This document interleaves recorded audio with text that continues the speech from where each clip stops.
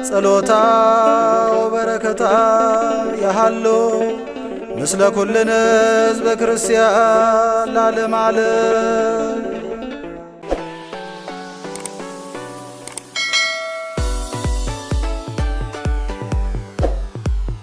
በስመ አብ ወወልድ ወመንፈስ ቅዱስ አሐዱ አምላክ አሜን። ውድ ተመልካቾቻችን እንደምን ሰነበታችሁ? እንደምን ከረማችሁ? የዛሬው ትምህርታችን እንደ ምድጃ እሳት የሚነድ ቀን ይመጣል። ትንቢተ ሚልክያስ ምዕራፍ 4 ቁጥር 1 የምታገኙት ነው። ትንቢተ ሚልክያስ ምዕራፍ 4 ቁጥር 1 ላይ የምታገኙት ኃይለ ቃል ነው። እንዲህ ይላል ንባቡ፣ እነሆ እንደ ምድጃ እሳት የሚነድ ቀን ይመጣል፣ ትዕቢተኞችና ኃጢአትን የሚሰሩ ሁሉ ገለባ ይሆናሉ። የሚመጣው ቀን ያቃጥላቸዋል፣ ስርና ቅርንጫፍ አይተውላቸውም ይላል የሰራዊት ጌታ እግዚአብሔር። ስርና ቅርንጫፍ አይተውላቸውም ይላል የሰራዊት ጌታ እግዚአብሔር። ልብ በሉ፣ አሁን እንደ ምድጃ እሳት የሚነድ ቀን ይመጣል። ይሄ ትንቢት ከተነገረ ቆይቷል። ማንን ይበላል? ይሄ እሳት ማንን ይበላል? እንግዲህ የምድጃ እሳት የጣዱበትን ሁሉ ያበስላል። ውሃውን ያፈላል፣ ስጋውን ያበስላል፣ ጥሬውን ያበስላል። የምድጃ እሳት የማይሰራው ወጡ፣ እንጀራው፣ የሚበላው ነገር ሁሉ የማይበስለው ሁሉ የሚበስለው በምድጃ እሳት ነው። በምድጃ እሳት ነው። ይሄ ብቻ አይደለም። የማይቀጠቀጠው ብረት የሚቀጠቀጠው በምድጃ እሳት ነው። ብረቱ እሳት ውስጥ ይገባል። ከዛ በመዶሻ እንዲቀጠቀጥ የሚያደርገው ከእሳቱ ሲያቀልጠው ነው። ስለዚህ እሳት የማያቀልጠው የምድጃ እሳት የማያደርገው ነገር የለም። ሌላው የምድጃ እሳት ደግሞ ፍህም አለው፣ ረመጥ አለው እና ቶሎ አይጠፋም። እና በደንብ እዩት፣ አስቡት። እና ምንድን ነው ያለው ታዲያ? ይህ እሳት እነማንን ይበላል ነው። እነማንን ይበላል? እዚህ ጋር የተቀመጡትን ልብ በሉና ይኸው ትዕቢተኞችና ኃጢአትን የሚሰሩ ሁሉ ገለባ ይሆናሉ። ልብ በሉ። ገለባ ለምንድን ነው የሚሆኑት? ያቃጥላቸዋል፣ ይነዳሉ ማለት ነው። እሺ፣ አሁን ገለባ ላይ እሳት ብታቃጥሉ በደቂቃ ውስጥ ገለባውን አያቃጥልም እሳቱ? በደቂቃ ውስጥ ይበላዋል፣ እሳቱ ይበላዋል ገለባውን። ስለዚህ ትዕቢተኛ መቼም ዳቢሎስ ነው። ትዕቢተኛ ሰው፣ ዳቢሎስ ያደረበት ሰው ትዕቢተኛ ይሆናል። ዳቢሎስ ያደረበት ሰው ትዕቢተኛ ይሆናል። የሚገርማችሁ አንድ ነገር ልንገራችሁ። ታኅሳስ 7 ቀን ሊነጋጋ ሲል እንዲህ አለኝ። ድምፅ ነው የሰማሁት እና ድምፁ እንዲህ አለኝ፣ ገብረ መስቀል የተናቁትና ዝቅ ያሉትን ከፍ ከፍ ላደርግ ነው አለኝ። የተናቁትንና ዝቅ ያሉትን ከፍ ከፍ ላደርግ ነው ብሎ ተናገረኝ። ታኅሳስ 7 ሊነጋጋ ሲል ነው። ያ ድምፅ በዛን ቀን ሰማሁት። ከተናቀች አህያ ጋር አያይዞ አህያ የተናቀች አይደለም፣ ግን ጌታ ተቀምጦባታል፣ ከፍ አድርጓታል አለኝ። አህያ የተናቀች አይደለች፣ አህያዋን ግን የተናቀችዋን ጌታ ተቀምጦ ከፍ አረጋት አለኝ። እና የተናቁትንና ዝቅ ያሉትን ከፍ ከፍ ላደርግ ነው ገብረ መስቀል ብሎ ነገረኝ።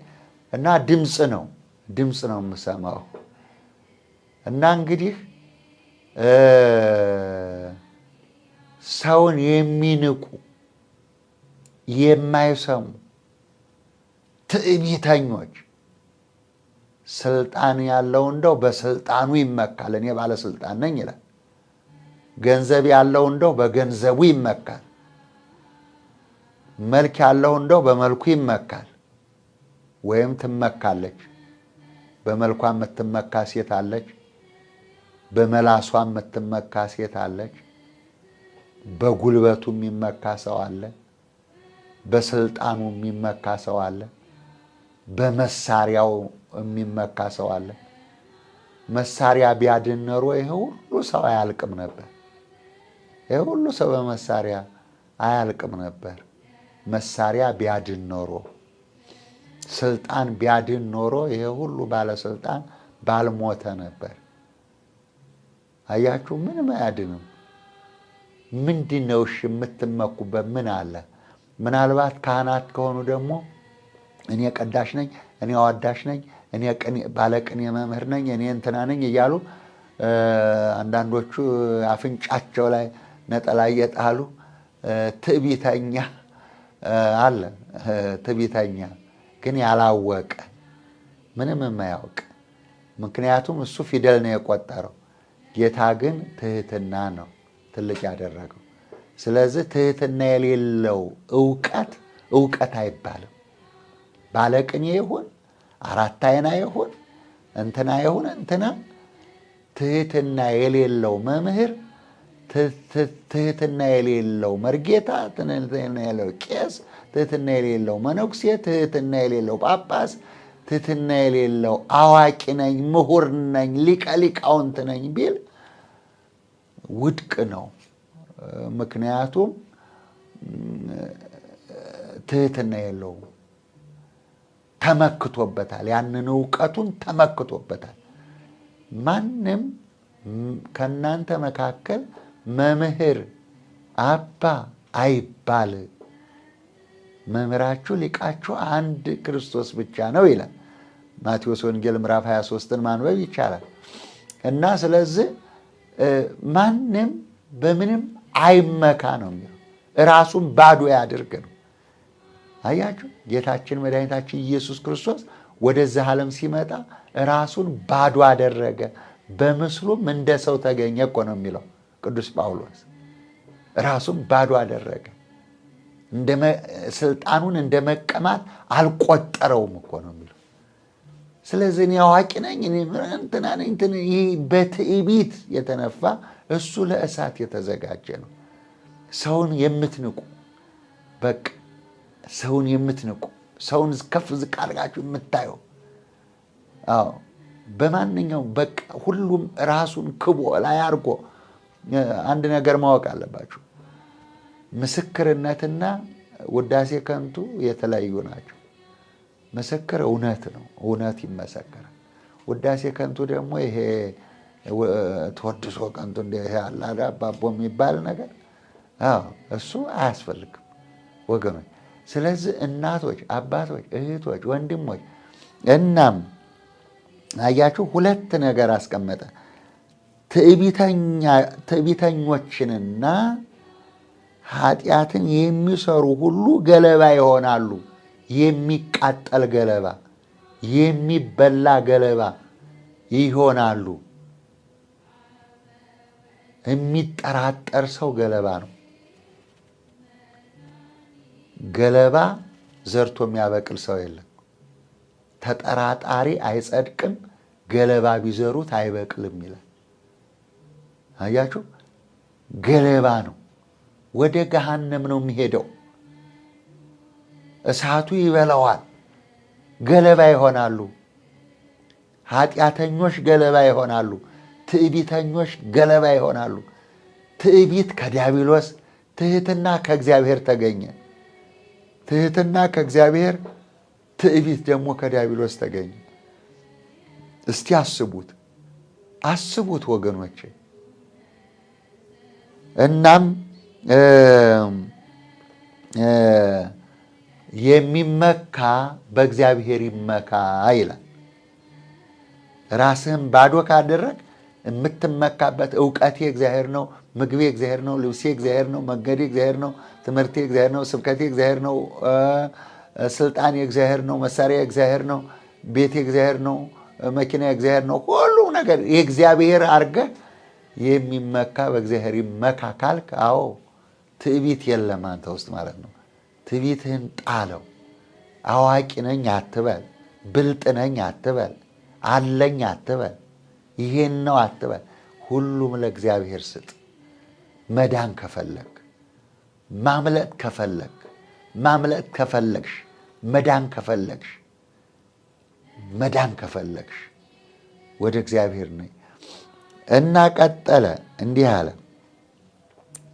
የሚመጣው ቀን ይላል፣ የሚመጣው ቀን ያቃጥላቸዋል። የሚመጣው ቀን ያቃጥላቸዋል። በምድር ክፉ ቀን አለ። አሁን የሚመጣ እንደ እሳት የሚበላ ቀን ይመጣል በምድር። በሰማይ ደግሞ ነፍሳችን ከስጋችን ስትለይ ቃጠሎ አለ። ትሎ ያንቀላፋም፣ እሳቱ አይበርድም። ስለዚህ የሚመጣው ቀን ያቃጥላቸዋል። ስርና ቅርንጫፍ አይተውላቸውም ይላል። ስርና ቅርንጫፍ አይተውላቸውም። አያችሁ፣ አባት፣ እናት፣ ልጅ፣ ቤተሰብ፣ አዎ ከላይ እስከታች ድረስ፣ ከላይ እስከታች ድረስ ያልተባረከ ዘር ተያይዞ ማለቅ ነው፣ ተያይዞ መጥፋት ነው። በቃ ስለዚህም የሰራዊት ጌታ እግዚአብሔር ስርና ቅርንጫፍ አይተውላቸውም። እዛ ኦሪት ዘጸአት ምዕራፍ 20 ቁጥር 3 ላይ ተመልከቱ። እሺ፣ ኦሪት ዘጸአት ምዕራፍ 20 ቁጥር 3 ጀምራችሁ አንብቡት። እንዲህ ይላል፣ ለሚወዱኝ፣ ለሚያምኑኝ፣ ለሚከተሉኝ ወዳጆቼ እስከ 1000 ትውልድ ድረስ እምራለሁ። ለሚጠሉኝ፣ ለምጠላቸው፣ እግዚአብሔር ለምጠላቸው ኃጢአተኞች እስከ 3-4 ትውልድ ድረስ በኃጢአት የምቀጣ እኔ አምላክህ እግዚአብሔር ነኝ ይላል። እስከ 3-4 ትውልድ ድረስ ስርና ቅርንጫፍ አልተውላቸውም ማለት። አድምጡ፣ እዩ፣ አስተው እስከ 3-4 ድረስ ይላል እግዚአብሔር። ይቀጥላል፣ እንዲህ ይላል ነቢዩ፣ ነገር ግን ስሜን ለምትፈሩና የታደላችሁ የእግዚአብሔር ልጆች፣ ስሜን ለምትፈሩና ለምታከብሩኝ፣ ስሜን ለምትፈሩና ለምታከብሩኝ ለእናንተ የጽድቅ ፀሐይ ትወጣላችኋለች ይላል። የጽድቅ ፀሐይ ትወጣላችኋለች። ሁለት ነገር ነው። ከዚህ እንደ ምድጃ ከሚነደው እሳት ከሚለቃቅመውና ከሚበላው እሳት በኋላ በየገዳማቱ፣ በየዋሻው፣ በየፍርኩታው በዓለም ላይ እግዚአብሔር ከእሳቱ ከስለቱ የሚያተርፋቸው ሰዎች አሉ፣ የሚድኑ ሰዎች አሉ። ምክንያቱም እነሱ በእግዚአብሔር ተማምኗልና አድነዋለሁ ተብለዋል። በእግዚአብሔር ያመነ ሰው አስፋልት ላይ ቢተኛ በመሸሽ በመደበቅ አይደለም፣ አስፋልት ላይ ቢተኛ እግዚአብሔር ያድነዋል።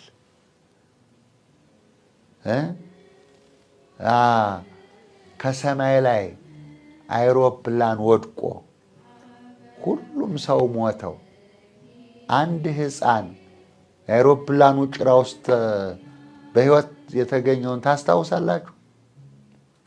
እግዚአብሔር እንደዚህ ነው። በአይሮፕላን ውስጥ ያሉት ሰዎች በሙሉ ሲሞቱ ተቆረጠው ጭራ ውስጥ ግን አንድ ሕፃን ነበረ በሕይወት የተረፈ። ሌላም እንዲህ አይነት ነገር በጣም ብዙ ነገሮች ልታዩ ትችላላችሁ። መልአከ ሞት ሲታዘዝ የሚወስዳቸው በጣም ብዙ ናቸው። ስለዚህ ነገር ግን ይኸው ሁለት ነገር ነው። ነገር ግን ስሜን ለምትፈሩ ቀዳሚሃ ለጥበብ ፈሪሃ እግዚአብሔር፣ የጥበብ መጀመሪያው እግዚአብሔርን መፍራት ነው ይላል። ስሜን ለምትፈሩ ለምትንቀጠቀጡ ለስሙ አሐዱ አብ ቅዱስ፣ አሐዱ ወልድ ቅዱስ፣ አሐዱ ውእቱ መንፈስ ቅዱስ ሲባል ቀጥ ይላል ሁሉም ነገር።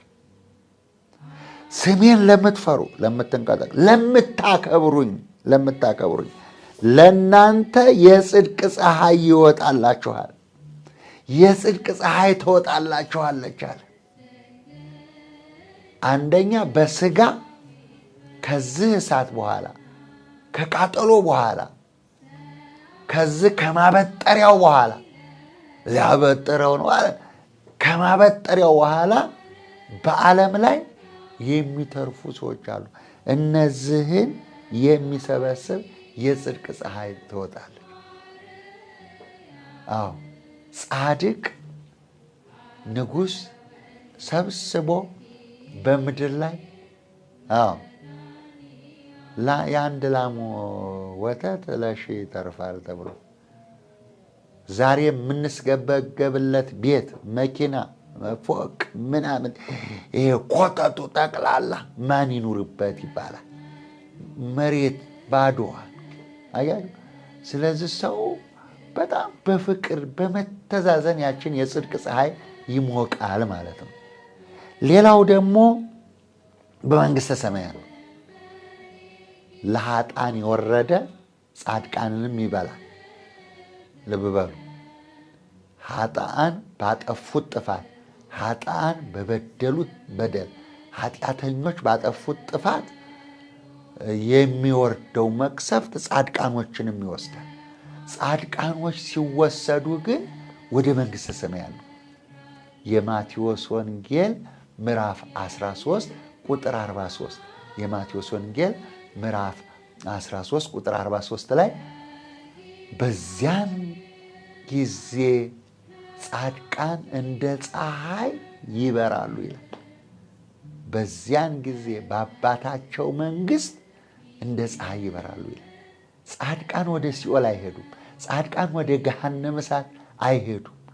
በመካከላቸው ትልቅ ገደል አለ የሚለይ። ይህን ለማወቅ የሉቃስ ወንጌል ምዕራፍ 16 ቁጥር 19ን በደንብ አንብቡት እሺ። በመካከል ትልቅ ገደል ነው ያለው፣ ግንኙነት የለው። ወደ ገሃነም የሚሄዱ ይሄ እሳቱ የበላቸው ናቸው።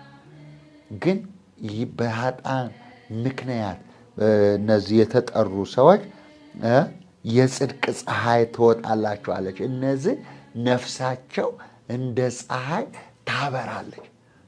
በአባታቸው መንግሥት ከእግዚአብሔር ጋር ከጌታችን ከመድኃኒታችን ከኢየሱስ ክርስቶስ ጋር ነግሰው የሚኖሩ ናቸው።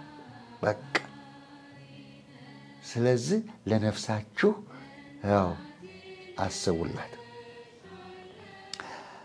እሺ ሌላው ደግሞ ኢሳይያስ እንዲህ ይላል። ትንቢተ ኢሳይያስ ምዕራፍ 60 ቁጥር 10 እስከ 14 አንብቡት። ትንቢተ ኢሳይያስ ምዕራፍ 60 ቁጥር 10 እስከ 14 ያለውን በደንብ አንብቡት።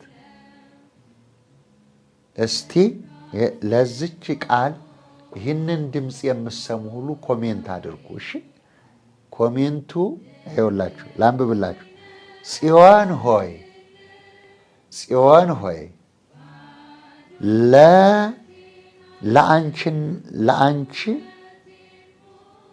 ለአንቺ የማይገዛ ጽዮን ሆይ ለአንቺ የማይገዛ ሕዝብና መንግስት ለአንቺ የማይገዛ ሕዝብና መንግስት ይጠፋል።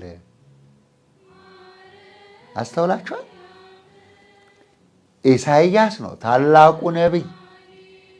አዎ ደረቅ ወንጌል የተባለው ስለ ጌታ ኢየሱስ ክርስቶስ ሙሉ ወንጌል የተናገረው ይሄ ኢሳይያስ ነው። ጽዮን ሆይ ለአንቺ የማይገዛ ሕዝብና መንግስት ይጠፋል። ጽዮን ኢየሩሳሌም፣ ጽዮን ድንግል ማርያም ናት። የናቁሽ ሁሉ ወደ እግርሽ ጫማ ይሰግዳሉ። ምናልባት አንዳንዶቹ የጽዮን ተራራ ነው አገር ምድር ነው ልትሉ ትችላላችሁ። ታዲያ የትኛው መሬት ለየትኛው መሬት ነው የሚሰግደው? የትኛው መሬት፣ የትኛው እግር፣ የትኛው እጅ ለየትኛው መሬት ይሰግዳል? ኢሳይያስ ስለ ጽዮን ዝም አልልም አለ። ጽዮን ማለት ጥላ፣ አምባ፣ መጠጊያ ማለት ነው። ጽዮን የብሉይ ኪዳን የድንግል ማርያም ስም ነው። ታቦተ ጽዮን በአዲስ ኪዳን ማርያም፣ በብሉይ ኪዳን ጽዮን ትባላለች። ስለዚህም የናቁሽ ሁሉ የናቃችኋት ሁሉ ገና ትሰግዳላችሁ፣ የሰደባችኋት ሁሉ ገና አቀርቅራችሁ ትሄዳላችሁ፣ እየተንቀጠቀጣችሁ ትመጣላችሁ። ደግሞ ለንስሐ ከበቃችሁ ነው። ይሄም እድል ከገጠማችሁ ወደ እግርሽ ይሰግዳሉ፣ እናታችን ጽዮን ይላሉ ይላል ኢሳይያስ። እንግዲህ ይሄንን ተናግሯል። ሁላችሁም በዚህ ኮሜንት ላይ ጽዮን ሆይ ላንቺ የማይገዛ ሕዝብና መንግስት ይጠፋል እያላችሁ ጻፉልኝ። ወደ ዕብራውያን ሰዎች ምዕራፍ 10 ቁጥር 26 ወደ ዕብራውያን ሰዎች ምዕራፍ 10 ቁጥር 26 ላይ እንዲህ የሚል ኃይለ ቃል ታገኛላችሁ። የሚያስፈራ ተቃዋሚዎችን ሁሉ የሚያስፈራ ቅዱስ ጳውሎስ ነው የጻፈው። የሚያስፈራ ተቃዋሚዎችን ሁሉ ሊበላ ያለው የእሳት ኃይል አለ ይላል። በደንብ አዳምጡ። የሚያስፈራ ተቃዋሚዎችን ሁሉ ሊበላ ያለው የእሳት ኃይል አለ ይላል። እንግዲህ እግዚአብሔርን የምትቃወሙ እግዚአብሔርን የማትፈሩ የሰይጣን ተከታይ ጣዖት አምላኪ የሆናችሁ የፈጠራችሁ ማን እንደሆነ የማታውቁ ስልጣን የሰጣችሁ ማን እንደሆነ የማታውቁ ከፍ ያደረጋችሁ ማን እንደሆነ የማታውቁ የተናቁትና ዝቅ ያሉት ከፍ ይላሉ። ከፍ ያላችሁትና የናቃችሁ ደግሞ ዝቅ ትላላችሁ። በእሳትና በትልም ትበላላችሁ። የሚያስፈራ እሳት አለ፣ የሚባላም እሳት አለ። አንደበታችሁ አያድናችሁ። አዎ እስመ ይትፈጸም አፍ ዘይነብብ አመፃ። አመፅ፣ ሽንገላ የምትናገር አንደበት ሁሉ ትዘጋለች። እናቶቼ፣ አባቶቼ፣ እህቶቼና ወንድሞቼ እንግዲህ እሳቱ የምድጃው እሳት ሳይደርስባችሁ እንግዲህ ዙሪያውን እየለበለበ ነው። ይህ እሳት አሁን በዓለም ላይ እየተቀጣጠለ ነው። እንግዲህ እሳቱ ይብላን ያላችሁ ያው ንቀታችሁ፣ ትዕቢታችሁ ይገላችኋል። እዛው ጠብቁ።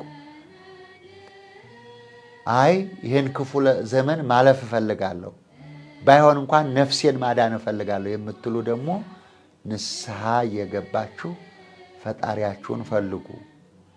ወላዲተ አምላክ ቅድስተ ቅዱሳን ድንግል ማርያም ምረሽ አስምሪኝ፣ አድኝኝ፣ ከልጅሽ ከወዳጅሽ ከጌታ ከኢየሱስ ክርስቶስ አስታርቂኝ እያላችሁ ለምኑ። አምላካችን ጌታችን ኢየሱስ ክርስቶስ ሆይ አቤቱ ወደ ገሃነም ከመጣል በእሳትም ከመበላት እንድታድነንና ለንስሐ እንድታበቃን እንለምንሃለን። ለዛሬ በዚህ ተሰናበትኳችሁ። ሰላም እደሩ፣ ደህና ሁኑ። እናመሰግናለሁ። እግዚአብሔር ይስጥልኝ።